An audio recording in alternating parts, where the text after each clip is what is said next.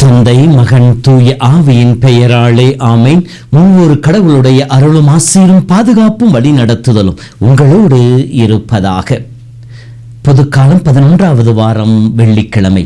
இயேசுவின் அன்பு சொந்தங்களே, இதை ஆண்டவரின் அன்பிலே வாழ்ந்து கொண்டிருப்பவர்களே, இதயத்தினுடைய ஆசீரும் அருளும் இந்த நாள் முழுவதும் உங்களோடு உங்களை வழி நடத்துவதாக.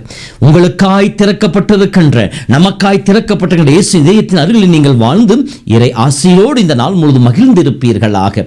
இயேசுவின் இதயத்திலும் சுரந்தோடும் ரத்தம் தண்ணீரும் இந்த நாளின் தேவைகளை சந்திக்க உங்களுக்கு பலன் கொடுப்பதாக. உங்கள் உள்ளத்திற்கும் இல்லத்திற்கு தேவையான நிறைவான மகிழ்ச்சியை கொடுத்து உங்களை ஆசீர்வதிப்பதாக. இத்தகைய அருள்வரங்களை நீங்கள் பெற்றுக்கொள்ள உங்களை வாழ்த்துகிறேன், உங்களுக்காக ஜெபிக்கின்றேன். அன்பு சொந்தங்களே, 16 பெற்று பெருவாழ்வு வாழ்க என்று சொல்லி பெரியவர்கள் நம்மை வாழ்த்துவதை நாம் கேள்விப்பட்டிருப்போம். சிறப்பாக திருமணத்தின் பொழுது இந்த புதுமண தம்பதியரை இத்தகைய ஆசீரால் பெரியவர்கள் வாழ்த்துவார்கள். இந்த 16 செல்வங்களையும் வகைப்படுத்துகின்ற பொழுது எவ்வாறு சொல்கின்றால், பொருட்செல்வம், அருள் செல்வம், மக்கள் செல்வம், கேள்வி செல்வம், கல்வி செல்வம் என்று சொல்லி வகைப்படுத்துவார்கள். இந்த செல்வங்களை எல்லாம் பார்க்கின்ற பொழுது இவையெல்லாம் மனிதனுக்கு தேவை. அவருடைய அன்றாட வாழ்விலே நிறைவோடு மகிழ்வோடு வாழ்வதற்கு இந்த செல்வங்கள் தேவை. ஆனால் இது உண்மையிலே நிறைவை தரக்கூடியதாக இருக்கின்றதா என்று சொல்லி பார்க்கின்ற பொழுது இது காணல் நீராகத்தான் அமைந்திருக்கின்றது. ஒன்று கிடைக்கின்ற பொழுது அது மற்றனை நோக்கி ஓடுவதாக இருக்கின்றது. எனில் இந்த செல்வங்கள் எல்லாம் நிலையற்றவை, நம்மோடு என்றும் இருக்கக்கூடியவை அல்ல. மாறாக இவை நம்மை விட்டு ஒரு சமயத்தில் விலகி போகும். அனைத்தையும் இழந்த நிலையிலே நாம் உடைந்து போன நிலையில் நாம் வாழ்வதற்கும் ஒரு காரணமாக அமைந்துவிடும். அதற்காக இதை தேடக்கூடாது என்று சொல்லவில்லை. செல்வம் தேவை. நம் வாழ்வுக்கு தேவையான செல்வத்தை, நம்முடைய அன்றாட வாழ்வில் நிறைவோடு இருப்பதற்கு தேவையான செல்வத்தை நாம் நிறைவாக பெற்றுக்கொள்ள வேண்டும். இறை வார்த்தை சொல்லுகின்றது, தெய்வமே என்னை செல்வனாகவோ அல்லது ஏழையாகவோ மாற்றிவிடாதே. நான் செல்வனாக மாறிவிட்டால் மிதமிஞ்சி போய் உம்மை விட்டு உமக்கு எதிராக பேசுவனாக இருந்து விடுவேன். நான் ஏழையாக மாறிவிட்டால் திருடனாக மாறி உமக்கு எதிராக பாவம் செய்வனாக மாறிவிடுவேன். ஆகவே இன்றைய நாளுக்கு தேவையான அருள்வரங்களை கொடும் என்று சொல்லி ஜெபிப்பதாக இருக்கும். நம்முடைய வாழ்வுக்கு ஏற்ற ஆசீர்வாதமாக தேவைகளை நாம் சேர்த்து வைப்பது நல்லது. ஆனால் அதை சேர்ப்பதிலேயே நம் கண்ணும் கருத்துமாக இருந்து நம்முடைய இளமையும் நம்முடைய வாழ்வையும் நம்முடைய இன்றைய இன்பத்தையும் தொலைத்துவிட்டு நாளை நான் சந்தோஷமாக இருக்க வேண்டும் என்பதற்காக இன்று நான் எல்லாவற்றையும் இழந்து நிற்பது தேவையற்றது, அறிவற்ற தனம் என்பதைத்தான் இறைவார்த்தை நமக்கு சொல்லி காட்டுகிறது. வாயை கட்டி வயிற்றை கட்டி சேர்த்து வைத்ததை கையை கட்டி ஒருவன் திருடி கொண்டு போனான் என்கின்ற ஒரு சொல்லாடல் இருக்கின்றது. இன்று எல்லாவற்றையும் இழந்து, உறக்கத்தை இழந்து, தன் உடலை பற்றி அக்கறை இல்லாமல் நாம் சேர்க்க வேண்டும், செல்வம் சேர்க்க வேண்டும், செல்வம் சேர்க்க வேண்டும், வீடு கட்ட வேண்டும், அது வாங்க வேண்டும், இது வாங்க வேண்டும் என்று சொல்லி எல்லாம் சேர்த்து விட்டு கடைசியில் அமர்கின்ற பொழுது பல்வேறு நோய்களை நம் உள்ளத்தில் சம்பாதித்துக் கொண்டு நாம் சம்பாதித்த அனைத்தையும் இந்த நோய்களுக்காக செலவிடுவதிலேயே நம்முடைய வாழ்வு அமைந்து விடுகின்றது. இதைத்தான் கடவுள் வேண்டாம் என்று சொல்லுகின்றார். அப்படி என்றால் இந்த அழிந்து போகின்ற செல்வங்கள் மீது கண்களை பதிய வைப்பதை விட அழியாத செல்வமாகிய ஆண்டவர் மீது கண்களை வைத்து நாம் வாழ ஆரம்பிக்கின்ற பொழுது அன்றாட வாழ்வின் தேவைகளில் நிறைவுள்ளவர்களாக இருப்போம். இருப்பதை கொண்டு நிறைவுள்ள வாழ்வு வாழ்ந்து நாம் இறைவனை மகிமைப்படுத்துபவர்களாக இருப்போம். ஏனெனில் இந்த உலகில் சேர்த்து வைக்கின்ற செல்வங்கள் எல்லாம் அழிந்து போகும் என்று சொல்லி தூசியும் துரும்பும் அழித்து விடும் என்று சொல்லுகின்றது.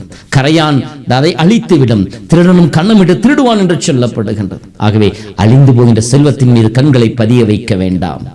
மாறாக அழியாத செல்வமாகிய ஆண்டவரை தேடுவதில் மையமாக இருக்க வேண்டும் என்று சொல்லி அழைப்பை கொடுக்கின்றார்.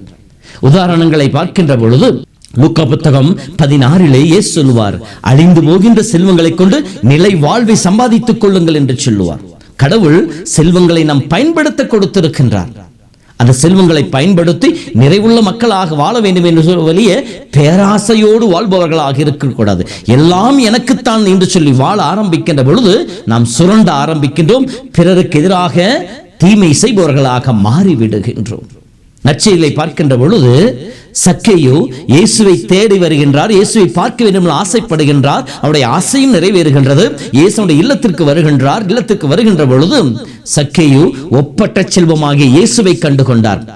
இதுவரை அழிந்து போகின்ற செல்வங்கள், பணம், பதவி என்று சொல்லி வாழ்ந்து கொண்டிருந்த சக்கேயும் இப்பொழுது இயேசு என்கின்ற ஒப்பற்ற செல்வத்தை பற்றி கொண்டவுடன் அவன் சொல்கின்றான், நான் யாரையாவது ஏமாற்றிருந்தால் 1 மடங்கிற்கு 4 மடங்காக திருப்பி கொடுத்து விடுகிறேன். என் சொத்தில் பாதி ஏழைகளுக்கு கொடுத்து விடுகிறேன்.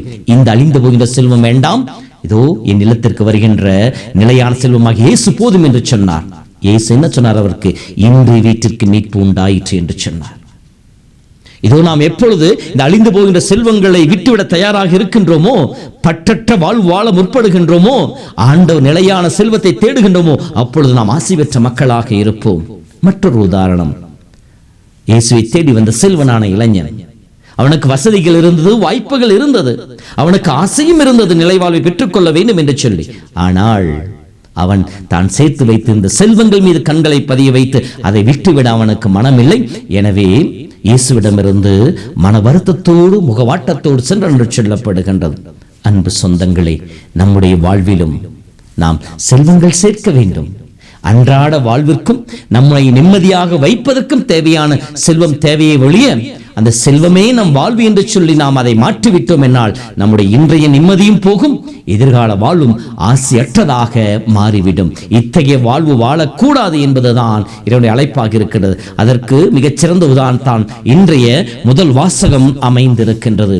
இன்றைய முதல் வாசகத்தை பார்க்கின்ற பொழுது அகசியாவின் தாய் அத்தலியா என்ன செய்கின்றார்? தன் பதவியை பெற வேண்டும், தன் அரசியாக இருக்க வேண்டும் என்று சொல்லி தன் மகன் இருந்தவுடன் அதற்கு பின்ன ஆட்சி கொண்ட எல்லோரையும் கொலை செய்ய முற்படுகின்றான், எல்லோரையும் கொலை செய்கின்றான். ஆனாலும் அவருடைய விருப்பம் நிறைவேறவில்லை. அவர் எப்படி வஞ்சகம் செய்தாரோ, சூழ்ச்சி செய்தாலோ அதை போலவே அவள் மரித்து போனாள் என்று சொல்லி இன்றைய முதல் வாசகம் சொல்லி காட்டுகின்றது. நாமும் இந்த அழிவற்ற செல்வத்தை தேடுவதிலேயே நம்முடைய கவனத்தை செலுத்தினோம் என்றால் அதற்காக வஞ்சகம் செய்பவர்களாக மாறுவோம், சூழ்ச்சி செய்பவர்களாக மாறுவோம், பிறரை ஏமாற்றுபவர்களாக மாறுவோம், பிறரிடம் இருப்பதை பறித்துக் கொள்பவர்களாக மாறுவோம். இப்படி வாழ ஆரம்பிக்கின்ற பொழுது உறவுகள் துண்டிக்கப்படுகின்றன, அமைதி இழந்து போகின்றது. சூழ்ச்சியே நாம் தோண்டிய குழியிலேயே நாமே விழுபவர்களாக மாறிவிடுவோம். நம்மை அழிவுக்காக கடவுள் படைக்கவில்லை, நம் அழிந்து போக வேண்டும் என்பதற்காக இந்த உலகத்தினுடைய எல்லா பொருட்களையும் கடவுள் படைக்கவில்லை. அதை பயன்படுத்தி நிறைவுள்ள மக்களாக வாழ வேண்டும் என்பதற்காகவே. ஆகவே அன்பு சொந்தங்களே, இதோ நம்முடைய கண்களை எதன் மீது வைத்திருக்கின்றோம்? பொருள் தேடுவதிலேயே, செல்வம் தேடுவதிலேயே இருக்கின்றதா? சாலமோன் ஜெபத்தை நாம் பார்க்கின்ற பொழுது அற்புதமாக இருக்கும். சாலமோனுக்கு கடவுள் தோன்றுகின்ற பொழுது அவர் கேட்பார், உனக்கு என்ன வேண்டும் என்று சொல்லி கேட்கின்ற பொழுது, உம்முடைய மக்களை வழிநடத்த ஞானத்தை கொடு என்று சொல்லி கேட்கின்ற பொழுது இயேசு கடவுள் சொல்கின்ற வார்த்தையை பாருங்கள். 1 அரசர் புத்தகம் 3:11, நீ நீடிய ஆயுளை கேட்கவில்லை, இந்த உலகத்தின் செல்வத்தை கேட்கவில்லை, உன்னுடைய எதிரிகளுடைய அழிவை கேட்கவில்லை, மாறாக ஞானத்தை கேட்டதால் உன்னை போல் ஒருவன் இல்லை என்று சொல்லுவார், இருக்க போவதில்லை என்று சொல்லுவார்.